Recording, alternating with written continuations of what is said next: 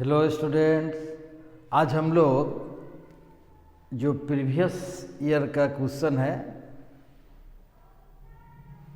2018 का, आज हम उसका जो है डिस्क्रिप्शन के साथ आंसर करने जा रहे हैं। तो इस वीडियो को आप लोग क्या करिए, ध्यान से देखिए।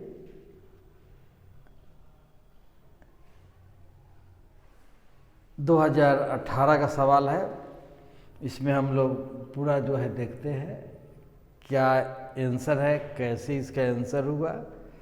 चलिए, ठीक दिखाई दे रहा है ना।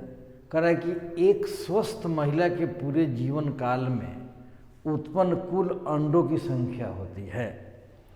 मतलब एक स्वस्थ महिला के पूरे जीवन काल, तो आप लोग जो है इसका आंसर तो ऐसे 400 हो जाएगा।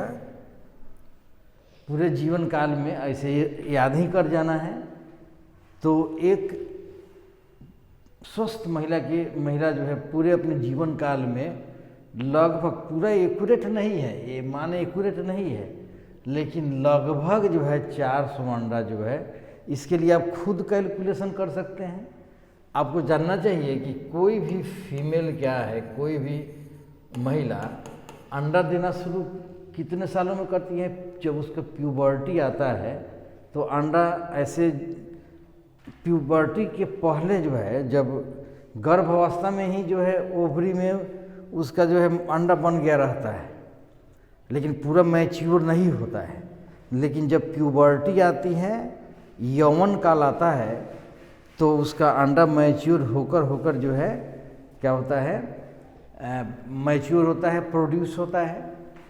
तो एक फीमेल जो है कि प्यूबर्टी कब आती है, प्यूबर्टी जो है 12 से 13 साल, यह उम्र जो है इधर उधर भी थोड़ा हो सकता है। मतलब एक एवरेज जो है फीमेल के लिए उसका यौवन काल जो है प्यूबर्टी 12 से 13 साल में। तो मैंने कहने का मतलब है 12 साल से 13 साल के बीच में जो है अंडा मैच्योर करना शुरू कर देती है, और यह सिलसिला जो है 45 से 50 साल तक चलता है।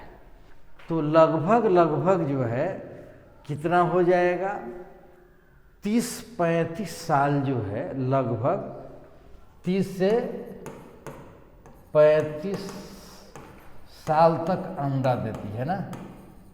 ये लगभग है, सब 1-2 साल इधर उधर हो सकता है। तो 30 से 35 साल तक वो अंडा दे सकती है, और एक साल में 12 अंडा। 1 ईयर्स में कितने एक्स, 12 एक्स, क्योंकि प्रत्येक मंथ जो है फीमेल के ओवरी से एक अंडा प्रोड्यूस होता है। अल्टरनेटली किसी एक मंथ में अगर उसके राइट ओवरी से अंडा प्रोड्यूस होता है, तो दूसरे मंथ लेफ्ट से, फिर राइट से, फिर लेफ्ट से, इस तरह से जो है।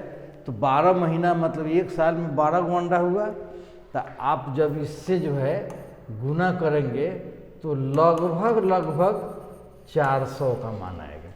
ऐसे याद करने के लिए हम लोग सीधे याद कर देंगे कि एक स्वस्थ महिला पूरे जीवन काल में 400 अंडा देती है, इसके अनुसार हो गया। चलिए आगे हम लोग देखते हैं। अगला क्वेश्चन है, गर्भाशय में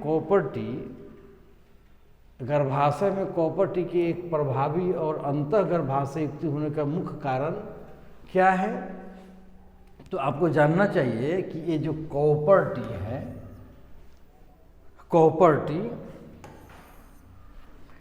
टी जो गर्भाशय में इसको फिट किया जाता है, जिससे हम लोग का जो है कंट्रासेप्शन हो जाता है, गर्भ निरोधन हो जाता है।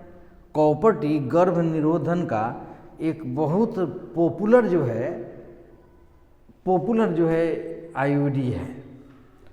इसका कारण क्या है, तो कॉपर टी से जो है क्या होता है, कॉपर आयन जब रिलीज होता है तो वो क्या करता है, वो शुक्राणुओं की गतिशीलता में कमी कर देता है, और जो है कॉपर आयन निकलने पर, मोचित होने के कारण शुक्राणुओं की भक्षकाणु क्रिया में वृद्धि हो जाती है। माने यूट्रस जो है, यूट्रस का सेल स्पर्म को निगलना शुरू कर देता है, और उसके जब ऐसा होगा, जब उस शुक्राणु की गतिशीलता में कमी आएगी तो उसके फर्टिलाइजेशन क्षमता में भी कमी आ जाएगा। तो ये तीनों जो है चॉइस क्या है, सही है। इसीलिए हो सकता है कि ये एक शॉर्ट क्वेश्चन बना दे कि कॉपर टी एक लोकप्रिय और प्रभावी आईयूडी है, इसका कारण बताइए। तो ये तीनों पॉइंटों अगर हम लिख दे तो हम लोग का आंसर हो जाएगा। तो कॉपर टी जो है क्या करता है, स्पर्म की गतिशीलता को कम कर देता है, यूट्रस के फैगोसाइटोसिस को जो है बढ़ा देता है, और फर्टिलाइजेशन की क्षमता को भी कम कर देता है, जिससे गर्भ निरोधन हो जाता है। इसीलिए कॉपर टी क्या है, एक अच्छा गर्भ निरोधक है। चलिए अगला सवाल हम लोग का है कि निम्नांकित में किस पौधे के प्रजातियों में बीज का उत्पादन असंघनन द्वारा होता है? एपोमिक्सिस के द्वारा होता है। तो हम लोग एपोमिक्सिस के बारे में क्या पढ़े थे कि जब ओव्यूल विजांड बिना फर्टिलाइजेशन का, विदाउट फर्टिलाइजेशन, बिना निषेचन का अगर सीड बनाता है, बीज बनाता है, तो उसे हम लोग क्या कहते हैं? एपोमिक्सिस बोलते हैं। एपोमिक्सिस कहते हैं। और एपोमिक्सिस का मतलब हो गया कि बिना फर्टिलाइजेशन का सीड का निर्माण होना, और ऐसे सीड को हम एपोमिक्टिक सीड कहते हैं।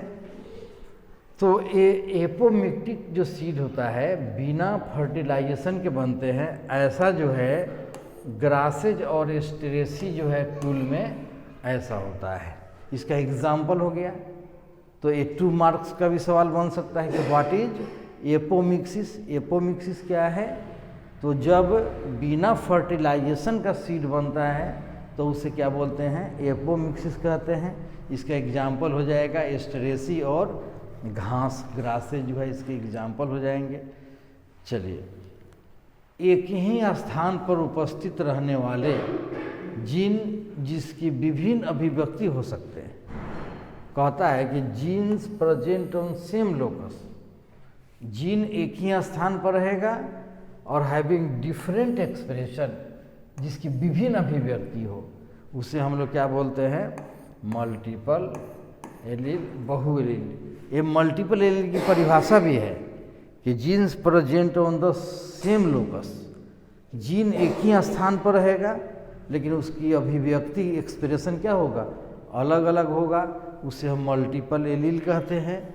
चलिए अगला सवाल है कि सबसे अधिक तथा सबसे कम जीन वाले मानव गुणसूत्र में कौन से हैं? तो क्रोमोजोम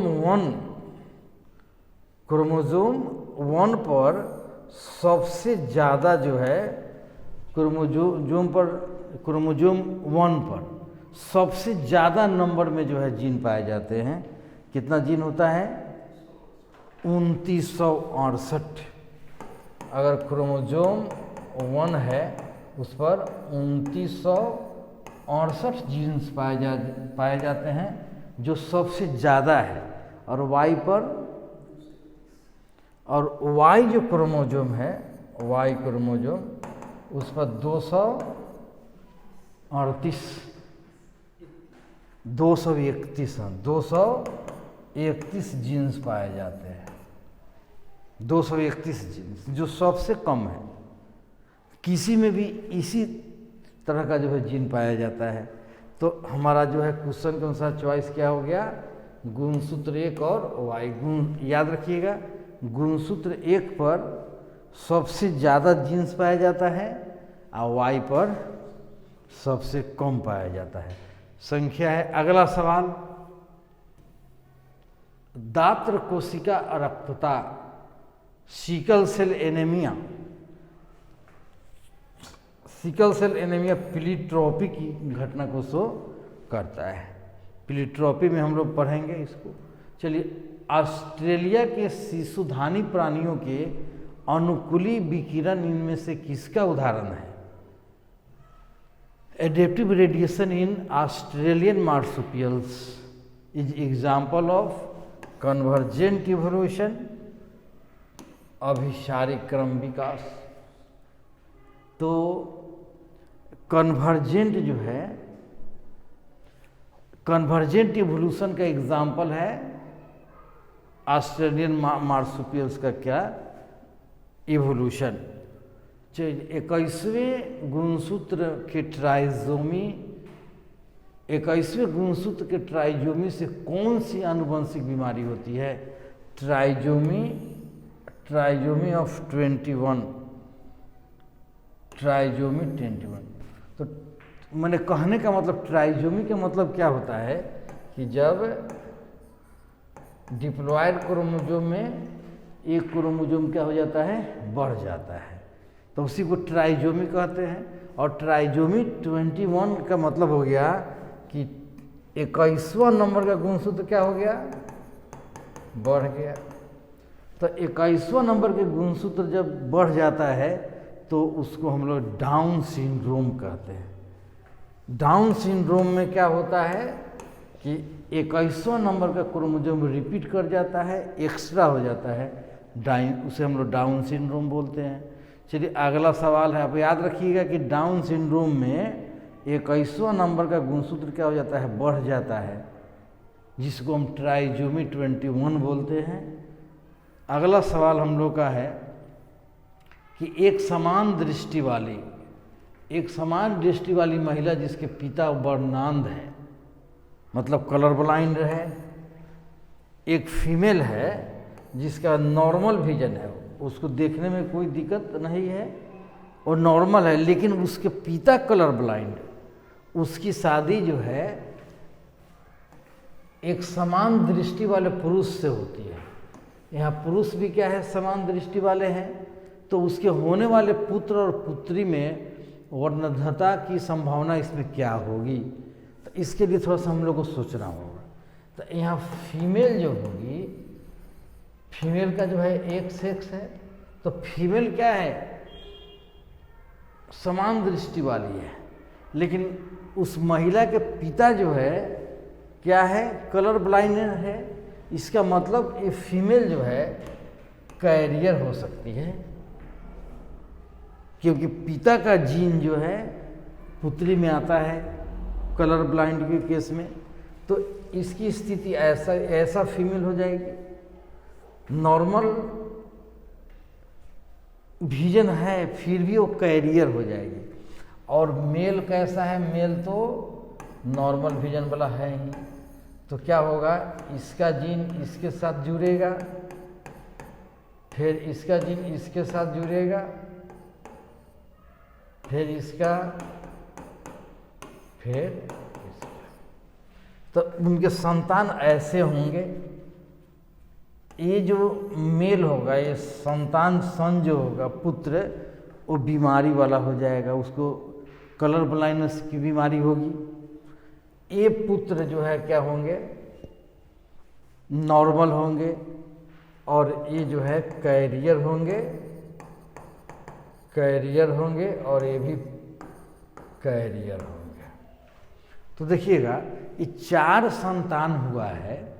तो देखिए, चॉइस कहता है कि 25% वर्णांध पुत्र, मतलब 25% सर कलर ब्लाइंड में होगा। देखिए, हाई कलर ब्लाइंड होगा, इसको कलर ब्लाइंड हुआ रहेगा। तो 4 गो में से एगो पुत्र मैंने 25% क्या हुआ? सन कलर ब्लाइंड हुआ। और all daughter with phenotypically normal vision, ये भी कैरियर है लेकिन नॉर्मल विजन होगा। ये भी जो है ये नॉर्मल विजन वाला होबे करेगा, ये नॉर्मल होगा। तो पुत्री जितना भी है, जितने भी पुत्री हैं वो सभी क्या होंगे? नॉर्मल विजन वाले होंगे। तो इसका चॉइस क्या हो जाएगा कि all daughter with phenotypically normal vision, अब 25% सन जो होगा वो क्या होगा, बीमारी वाला होगा। तो ऐसे बना के समझना है, तो आंसर हो जाएगा ए नंबर का। चलिए अब अगला है प्रतिजैविकी प्रतिरोधी। सवाल पढ़िए ठीक से। प्रतिजैविकी प्रतिरोधी जीवाणु का प्रादुर्भाव इनमें से किसका उदाहरण है? Appearance of antibiotic resistant bacteria is example of pre existing variation. इसका एग्जाम्पल है। ये कहता क्या है कि जैसे मान लीजिए यहाँ कोई बैक्टीरिया का कॉलोनी है, बैक्टीरिया का कॉलोनी है, अगर इस पर जो है क्या हो रहा है, कोई एंटीबायोटिक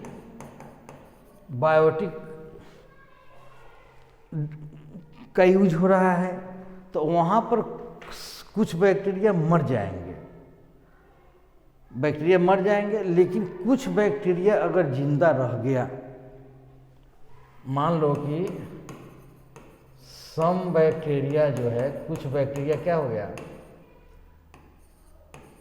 लाइव रह गया, जिंदा ही रह गया, तो वहीं कुछ बैक्टीरिया मर भी गया।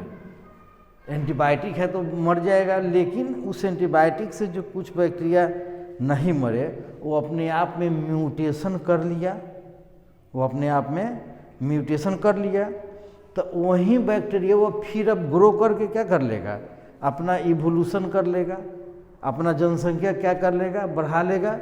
कारण कि ये जो कुछ बैक्टीरिया जो जिंदा रह गए, वो बैक्टीरिया फिर क्या कर लेंगे, अपना संख्या बढ़ा लेंगे, अपना इवोल्यूशन कर लेंगे। तो ये ना अनुकूलनी विकिरण हुआ, ना ट्रांसडक्शन हुआ, नहीं। तो ये कहता है कि किसी समुदाय में पूर्व स्थित विभिन्नता, इस जब एंटीबायोटिक का यूज किया था तो कुछ बैक्टीरिया मर गए थे, लेकिन उसमें से कुछ बैक्टीरिया क्या हो गए, अगर जिंदा हो गए, तो वहीं जिंदा बैक्टीरिया फिर अपना जनसंख्या बढ़ा के वहाँ बहुत सारे बैक्टीरिया बना लेंगे। तो एक किसकी स्थिति हुई, प्री एग्जिस्टिंग वेरिएशन। इसी को क्या कहते हैं, प्री एग्जिस्टिंग वेरिएशन कहते हैं। इसलिए ये जवाब हुआ। अगला सवाल देखा जाए। सुकेंद्रियों में टीआरएनए, 5S RNA एवं SNRNA के अनुलेखन में से कौन अंतर्ग्रस्त है? थोड़ा सा हिंदी लग रहा है इसका, तो अंग्रेजी में देखिएगा कि कह रहा है कि transcription of tRNA, 5S RNA, SNRNA of eukaryotes. Eukaryotes में कौन होगा? ये पॉलीमरेज थर्ड। ये चीज़ आपको याद करना है, पॉलीमरेज थर्ड। माने यूकैरियोटिक जो सेल होता है ना, देखो प्रोकैरियोटिक और यूकैरियोटिक का जब ट्रांसक्रिप्शन आप पढ़िएगा, तो प्रोकैरियोटिक में केवल क्या होता है, एक ही प्रकार का आरएनए सब कर लेता है। प्रोकैरियोटिक में क्या होता है, एक ही आरएनए पॉलीमरेज जितना भी ट्रांसक्रिप्शन होना होता है सबका कर लेता है। लेकिन यूकैरियोटिक में जो होता है, यूकैरियोटिक में क्या होता है, यूकैरियोटिक में 3 तरह का जो है आरएनए पॉलीमरेज होता है। तो उसमें से तीसरा जो आरएनए पॉलीमरेज होता है वो टीआरएनए का निर्माण करता है, 5S RNA का, SNRNA का निर्माण करता है। ये चीज़ आपको क्या करना होगा, याद रखना होगा। इसका मतलब यूकैरियोटिक जो आरएनए पॉलीमरेज है उसमें लेवल ऑफ डिवीजन होता है, कामों का बंटवारा होता है, प्रत्येक आरएनए पॉलीमरेज का अपना अपना कार्य होता है। तो आप याद रखेंगे कि आरएनए पॉलीमरेज थर्ड क्या करता है, ये सब चीज़ का निर्माण करता है, ट्रांसक्रिप्शन करता है। चलिए अगला सवाल हम लोग का है कि एक बालक का रुधिर वर्ग O है, माने ब्लड ग्रुप O है, और उसके पिता का रुधिर वर्ग बी है तो उसके पिता का जीन प्रारूप कौन सा होगा? A child with blood group O, यहाँ पर बच्चों का ब्लड ग्रुप क्या है? ओ है। अब फादर का ब्लड ग्रुप क्या है? बी है। तो कहता है कि उसके जीनोटाइप, फादर का क्या जीनोटाइप होगा? तो सोचने वाली बात है। चलो, तो फादर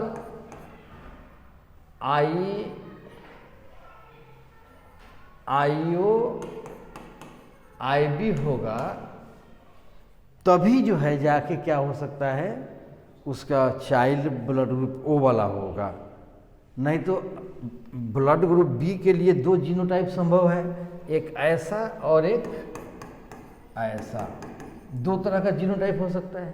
तो अगर फादर का जीनोटाइप ऐसा होगा तो किसी भी हालत में उसका बच्चा ओ ग्रुप वाला नहीं होगा, इसीलिए हेटेरोजाइगस फिनोटाइप होगा, जो चॉइस हम लोग का 2 नंबर दिया हुआ है बी। तो अगर बच्चा का ब्लड ग्रुप ओ है तो उसके पिता का जो है निश्चित है कि ब्लड ग्रुप बी हेटेरोजाइगस वाला जीनोटाइप होगा, होमोजाइगस नहीं होगा। होमोजाइगस होगा तो क्या हो जाएगा, बच्चा का ब्लड ग्रुप कभी ओ नहीं हो सकता है। तो ऐसा भी सवाल पूछ सकता है कि अगर बच्चे का ब्लड ग्रुप ओ है तो फादर का कौन सा जीनोटाइप नहीं हो सकता है, तो वो ऐसा दे सकता है। इसी क्वेश्चन को घुमा फिरा के पूछते रहता है, तो आप कॉन्सेप्चुअली याद रखना होगा आपको। चलिए अगला सवाल है हम लोग का, फ्लेवर सेवर इनमें से क्या है? फ्लेवर सेवर एक टमाटर, ट्रांसजेनिक टमाटर है, परजीवी टमाटर है, ट्रांसजेनिक टोमेटो है फ्लेवर सेवर। इसमें क्या होता है कि कभी ये टमाटर को इस तरह से बनाया गया, ट्रांसजेनिक का मतलब होता है कि हम दूसरे किसी जीव के जीन को इसके जीनोम में हम लोग क्या किए हैं, जोड़े हैं, इसी को ट्रांसजेनिक परजीवी बोलते हैं। तो फ्लेवर सेवर एक ऐसा परजीवी टमाटर है जिसके मतलब जल्दी खराब नहीं होता है ना। ये जाति जो ट्रांसजेनिक टमाटर है फ्लेवर सेवर, ये बहुत दिन तक जो है खराब नहीं होता है, ताज़ा रहता है। और ये जो है फर्स्ट जेनेटिकली इंजीनियर्ड जो है, ये first genetically engineered commercial plant है, जिसको ह्यूमन यूज के लिए, मानव के प्रयोग के लिए इसको जो है लाइसेंस मिला था, इसीलिए थोड़ा सा इम्पोर्टेंट है फ्लेवर सेवर। तो याद रखना है फ्लेवर सेवर क्या है, एक ट्रांसजेनिक टोमेटो की प्रजाति है। चलिए अगला सवाल है हम लोग का कि प्रतिबंधन इंडोन्यूक्लियस, रेस्ट्रिक्शन इंडोन्यूक्लियस, प्रतिबंधन एंडोन्यूक्लियस डीएनए के एक विशिष्ट खास अनुक्रम को पहचानते हैं जी। ये पैलिंड्रोमिक जो है, पैलिंड्रोमिक न्यूक्लियोटाइड सीक्वेंस को पहचानते हैं। ये रेस्ट्रिक्शन इंडोन्यूक्लियस एंजाइम की परिभाषा है। ये रेस्ट्रिक्शन इंडोन्यूक्लियस एंजाइम क्या होता है, डीएनए को एक विशेष स्थलों से काटता है, पैलिंड्रोम वाले स्थान से क्या करता है, काटता है। तो पैलिंड्रोमिक सीक्वेंस हो जाएगा। और ये रेस्ट्रिक्शन इंडोन्यूक्लियस एंजाइम को इसीलिए हम लोग आणविक कैंची बोलते हैं, डीएनए का आणविक कैंची, रेस्ट्रिक्शन इंडोन्यूक्लियस। और ये कहाँ से काटती है, पैलिंड्रोम वाले स्थान से काटती है, ये बात आपको याद करना है।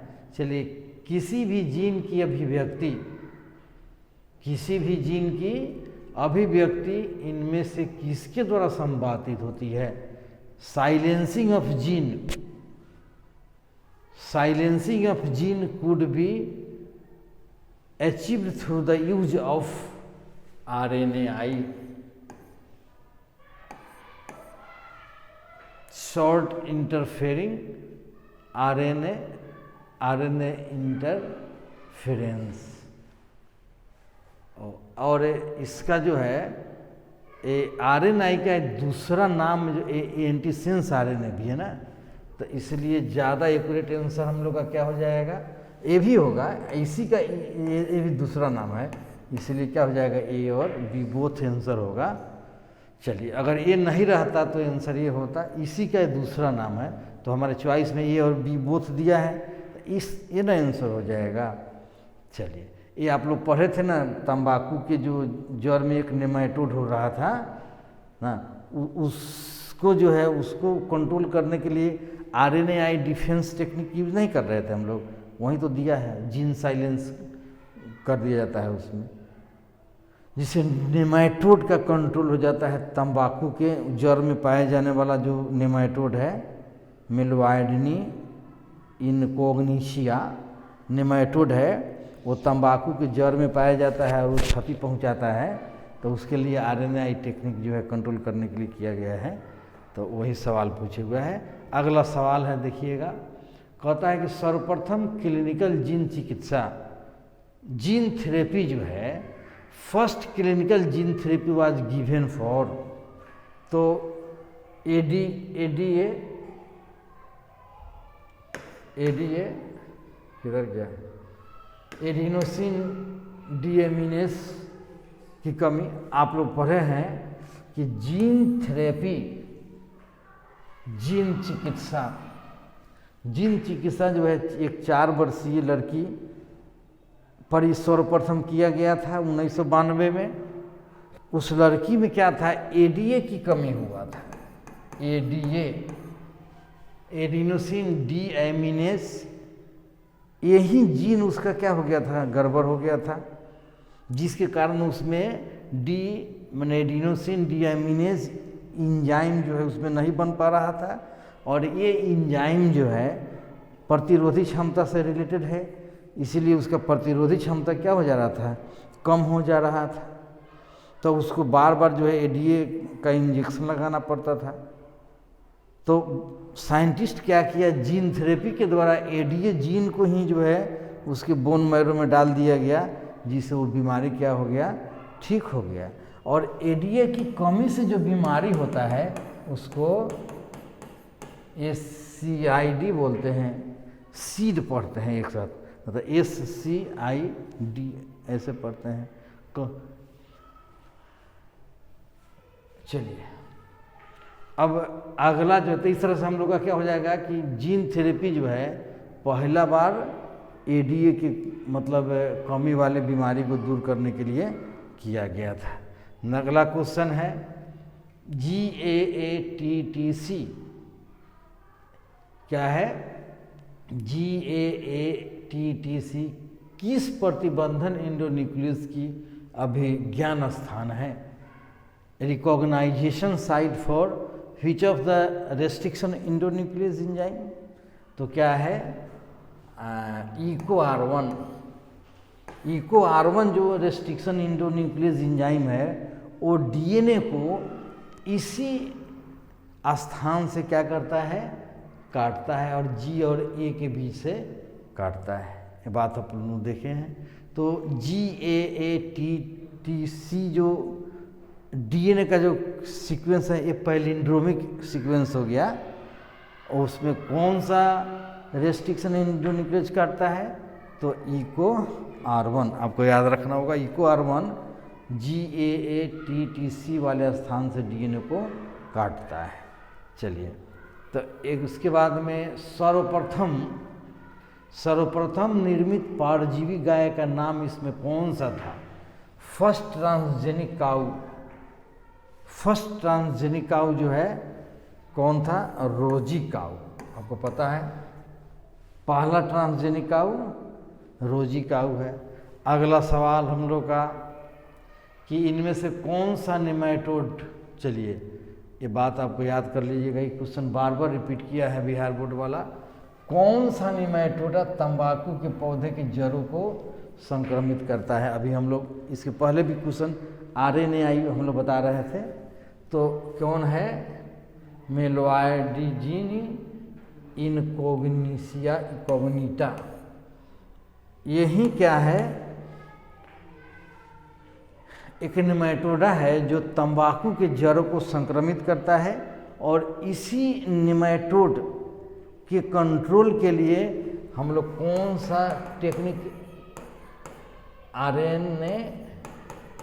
आरएनएआई टेक्निक जो है हम लोग क्या कर रहे थे, आरएनए इंटरफेरेंस टेक्निक का यूज करके हम इस नेमाटोड को क्या कर रहे थे, कंट्रोल कर रहे थे। तो ये बात याद करिएगा, इसी में उसके ऊपर ही सवाल है। चलिए आगे देखते हैं हम लोग फिर। आणविक तकनीक जिसमें किसी भी इच्छित जीन को, आणविक तकनीक जिसमें किसी भी इच्छित जीन को अनेकों प्रति इन विट्रो संश्लेषित की जा सकती है, उसको हम लोग क्या बोलते हैं, PCR, molecular technique in which multiple copy of desire gene, a multiple copy of desire gene is synthesized in PCR.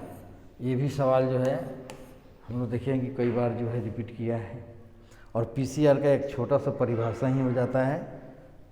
चलिए अगला सवाल है कि जीवाणु की कोशिका भित्ति को तोड़कर, यहाँ समझना है। चलिए जीवाणु की कोशिका भित्ति को तोड़कर उसके डीएनए एवं अन्य बृहद जैव जीवाणुओं को, अणुओं को मुक्त करने हेतु कौन सा एंजाइम प्रयुक्त होता है। हम लोग को जो है इसमें एक बैक्टीरिया सेल है, तो बैक्टीरिया सेल में क्या करना होगा, बैक्टीरिया सेल के अंदर उसका जो डीएनए और भी कोई केमिकल्स हैं, बृहद माइक्रोमोलिक्यूल्स हैं डीएनए के साथ, तो इसको हमको बाहर निकालना है।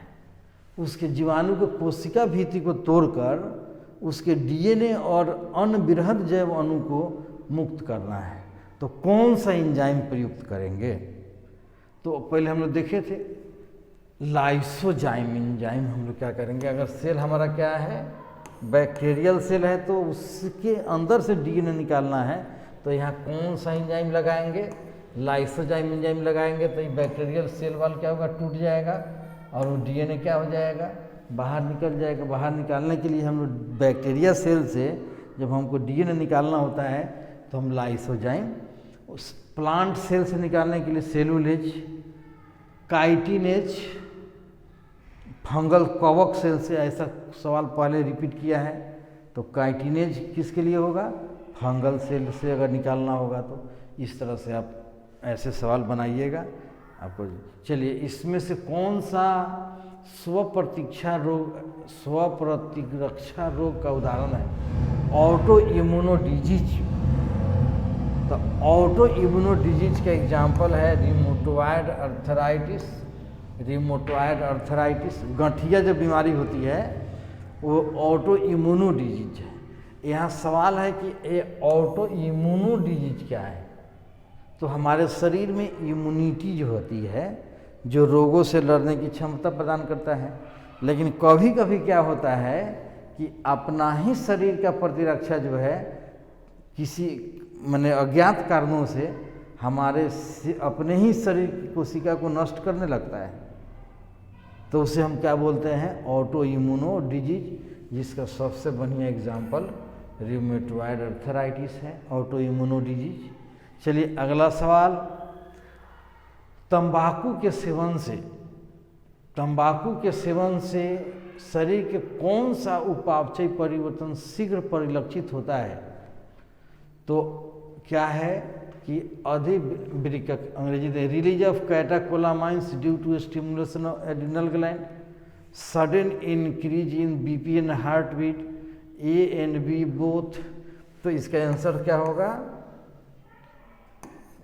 ए और बी दोनों का। होता क्या है कि जब कोई व्यक्ति क्या करता है, टोबैको तंबाकू का यूज करता है, तो उसका जो निकोटीन है, तंबाकू में निकोटीन पाया जाता है, उसका निकोटीन क्या करता है, एड्रिनल ग्लैंड पर अपना एड्रिनल ग्लैंड को प्रभावित करता है। और इस एड्रिनल ग्लैंड से क्या होता है, कैटोकोलामाइंस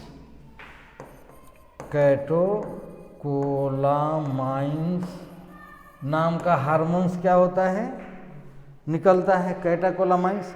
कैटाकोलामाइंस में कौन कौन होता है, एड्रिनालिन, नॉर एड्रेनालिन, डोपामाइन, इत्यादि, डोपामाइन।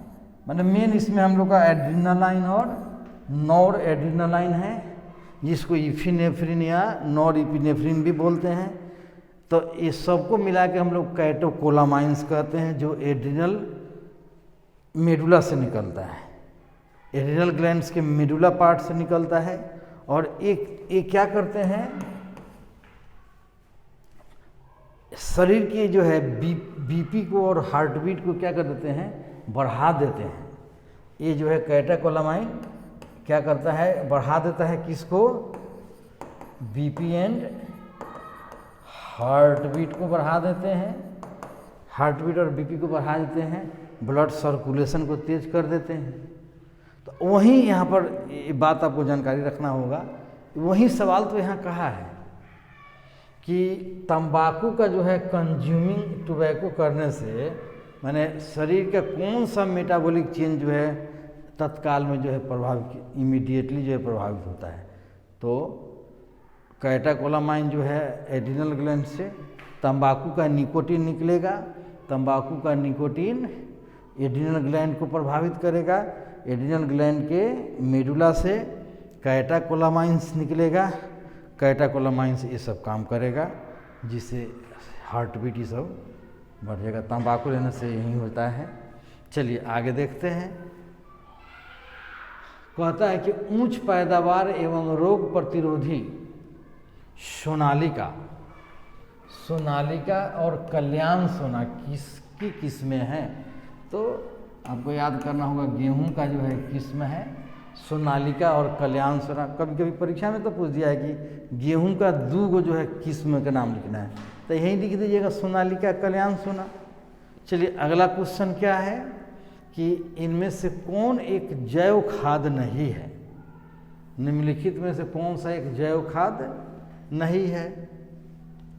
तो अब देखिए, एजेटोबैक्टर, बैसिलस थुरिनजेंसिस, क्लोस्ट्रीडियम और एजोला।